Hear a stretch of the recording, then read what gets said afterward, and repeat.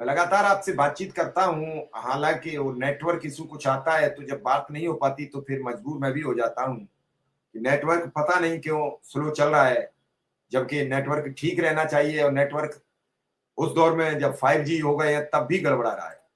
4G में तो गड़बड़ा है तो ठीक है, लेकिन यहाँ 5G में गड़बड़ा रहा है।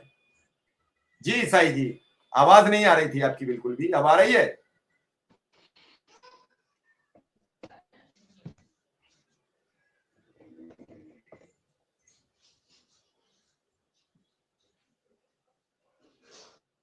साई जी मुझे सुन पा रहे हैं साई जी?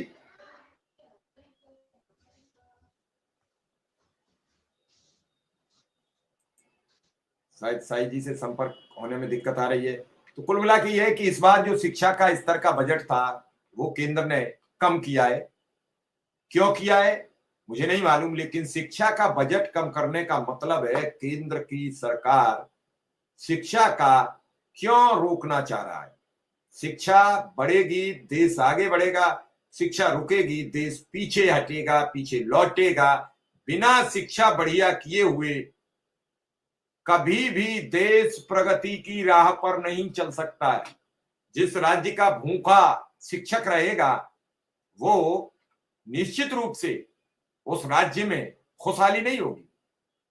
जिस राज्य का किसान भूखा रहेगा उस राज्य में खुशहाली नहीं रहेगी। एक बात निश्चित है कि आखिर कब तक इंतजार करें, कब तक ये प्रतिकार करें, कब तक ये सुनते रहें, कब तक इन सब चीजों पर चर्चा होती रहे। आखिर किसी न किसी दिन ये वक्त, ये हालात बहुत कुछ बातें बदलने, बातें समझने के लिए तत्पर होते हैं। और हमेशा जब जब वक्त आया है तो इन्हीं शिक्षकों ने हमेशा संग्राम करके सरकार के सामने समस्याएं पैदा की, सरकार से अपनी मांगे मनवाई, चाहे वो ऑनलाइन अटेंडेंस हो या फिर कोई और क्रियाकलाप हो। सरकार को झुकना पड़ा है और सरकार झुकती नहीं है। सरकार का ये झुकने का रवैया होना चाहिए। साई जी हमें सुन पा रहे हैं? साई जी, साई जी कुछ नेटवर्क इशू आ रहा है साई जी। तो सरकार को अपना रुख लचीला रखना चाहिए, अपने नागरिकों के प्रति सरकार को संवेदनशील होना चाहिए, जो फिलहाल नहीं दिखती है। और इसी को लेकर सरकार लगातार, सरकार पर सवाल उठते हैं, सरकार से लोग सवाल करने लगते हैं और फिर सरकार को लगता है कि हमारी अनावश्यक टांग खिंचाई हो रही है। मैंने बार बार कहा कि अगर सरकार ईमानदारी से काम करना शुरू कर दे और सरकार बिल्कुल ढंग से लोगों की बातों पर फोकस करे तो मैं समझता हूं इस देश की आधी समस्याएं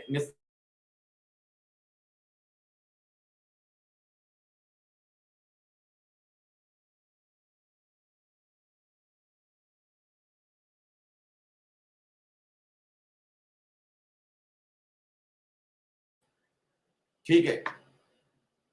सभी का नेटवर्क इशू आ रहा है, धीरे धीरे देखते हैं कौन कौन जुड़ पाएगा, क्या क्या होगा। जब मुद्दे की बात करनी हो, सभी संगठनों से बातचीत करनी हो तो नेटवर्क इशू है। सबसे बातों को लाके समझना हो, उनकी बातों को तय करना हो तो नेटवर्क इशू है। आखिर क्या चाहते हैं लोग, क्या कहना चाहते हैं?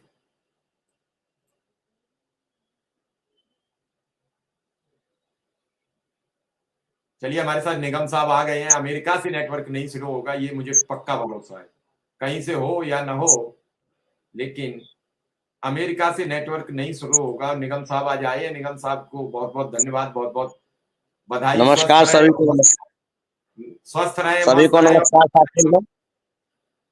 कर्मचारियों की बात आप उठाते रहिए। निगम साहब आज बजट प्रस्तुत हो गया और कर्मचारियों की वो प्रतिष्ठित एक मांग पूरी हो गई जो 12 लाख तक का स्लैब आज सरकार ने फ्री कर दिया, टैक्स फ्री कर दिया, लेकिन शिक्षा पर बजट कम कर दिया।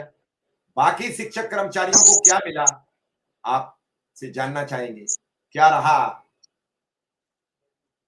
देखिए ये 4 साल के 5 साल के बाद इन्होंने टैक्स स्लैब में परिवर्तन किया है तो वो स्वागत योग्य है, लेकिन इसके अलावा 12,75,000 तक इनकम टैक्स की छूट है वो तो स्वागत योग्य है, लेकिन इसके अलावा चाहे वो मेडिकल सुविधा पे हो या राष्ट्रीय वेतन नीति की बात हो या पुरानी जो हम लोगों की डिमांड है चली आ रही, सबसे बड़ी बात उसके बारे में कोई